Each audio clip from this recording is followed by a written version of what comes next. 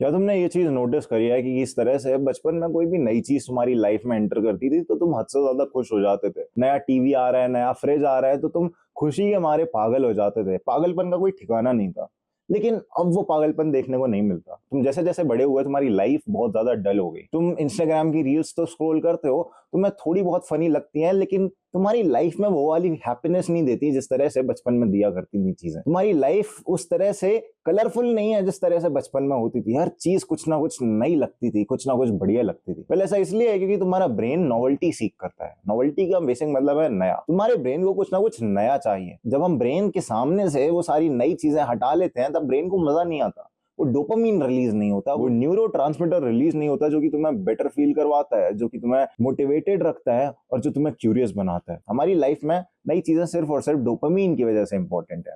अगर dopamine release नहीं होगा तो तुम कभी अच्छा फील नहीं करोगे। एंड जैसे जैसे तुम्हारी जिंदगी में नई नई चीजें आती हैं तुम अच्छा फील करते हो। वो जो बचपन में जादू था ना, वो इसीलिए था क्योंकि जो भी तुम्हारी लाइफ में चीज आती थी वो तुम्हारे लिए नई होती थी। क्योंकि तुम बच्चे थे, तुमने कुछ एक्सपीरियंस नहीं करा था, तो 50 रुपए का खिलौना भी तुम्हें कुछ बढ़िया ही चीज लगती थी। लेकिन जैसे जैसे तुम बड़े हुए, तुमने एक्सपीरियंस करी बहुत सारी चीजें, तुम हर चीज से यूज टू हो गए। तुम्हें लगने लगा कि भाई ये तो मैंने एक्सपीरियंस कर रखा है। एंड तुम्हारे ब्रेन ने कम डोपामीन रिलीज करना चालू करा। एंड जब तुम्हारे ब्रेन ने कम डोपामीन रिलीज करा तो तुम्हें उतना हिट नहीं मिला, उतना मजा नहीं आया। यही रीजन है कि हम टीनेज बच्चों को बोलते हैं कि भाई इतनी जल्दी तुम हर चीज एक्सपीरियंस मत करो, क्योंकि अगर तुमने अपनी जिंदगी में पहले ही बहुत ज्यादा एक्सपोजर कर लिया तो तुम आगे चल के कुछ जल्दी मैच्योर हो जाओगे। तुम आगे चल के कुछ इस तरह से बन जाओगे कि तुम्हें किसी भी चीज में मजा आएगा ही नहीं।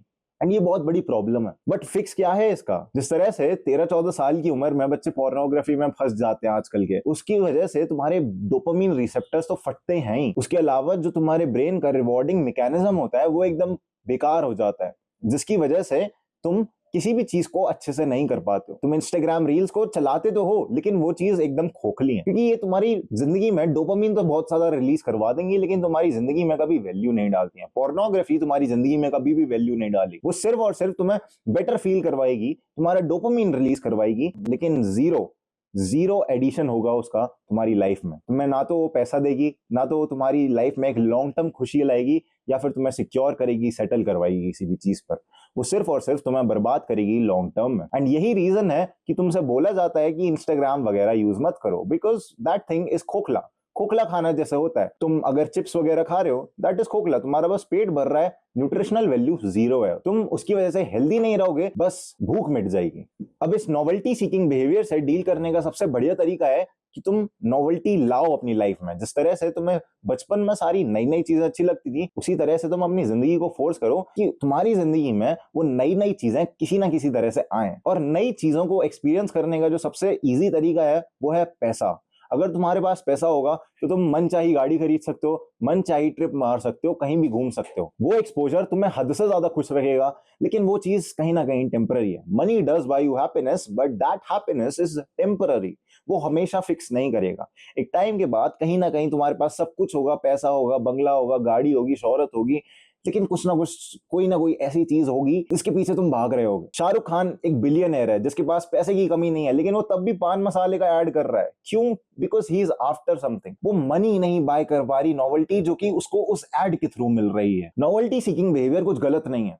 ये तुम्हारे ब्रेन का एक नेचुरल सीकिंग मैकेनिज्म है जिसको तुम अच्छे से फिक्स कर सकते हो। बस तुम्हें आइडेंटिफाई करना है कि किन चीजों को तुम्हें नॉवल बनाना है। तुम्हारी लाइफ में बोर्डम जा चुका है। जब भी तुम बोर फील कर रहे होते हो, तुम इंस्टाग्राम उठा लेते हो, मूवी उठा लेते हो, या फिर गेम खेलने लग जाते हो।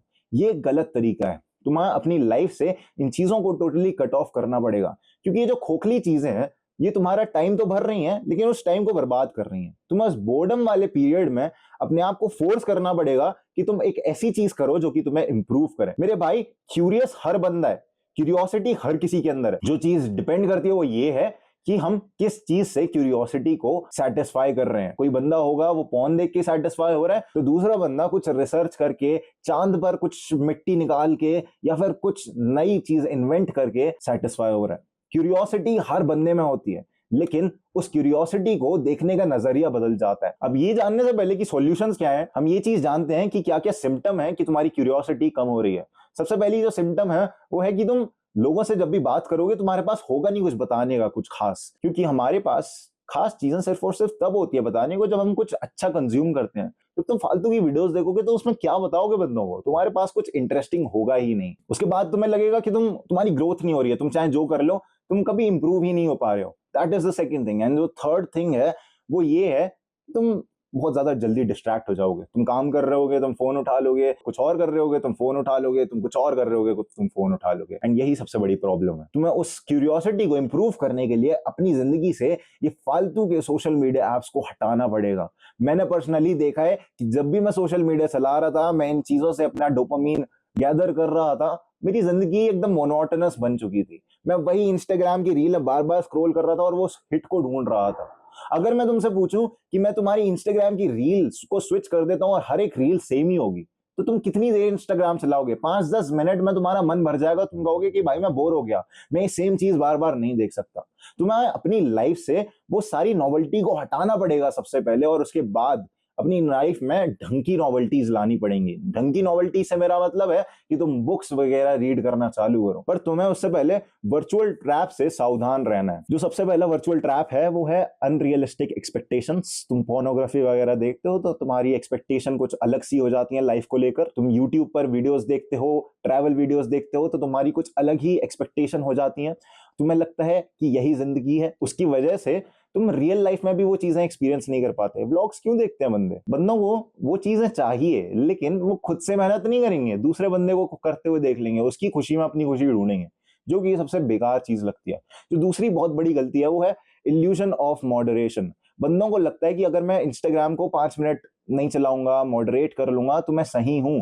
लेकिन तुम बहुत बड़ी गलती कर रहे हो मेरे दोस्त। बंदों को लगता है कि मैं इंस्टाग्राम लिमिट में चलाऊंगा, यूट्यूब लिमिट में चलाऊंगा, कुछ नहीं होगा। मेरे भाई, अगर जो टॉपर बंदा है वो भी इंस्टाग्राम चला रहा है तब भी मार्क्स ला रहा है, तू उसके जैसा नहीं है। तेरे को ये चीज जाननी पड़ेगी कि आज तक अगर ये मॉडरेशन काम नहीं करी तो आगे भी जाके नहीं करेगी।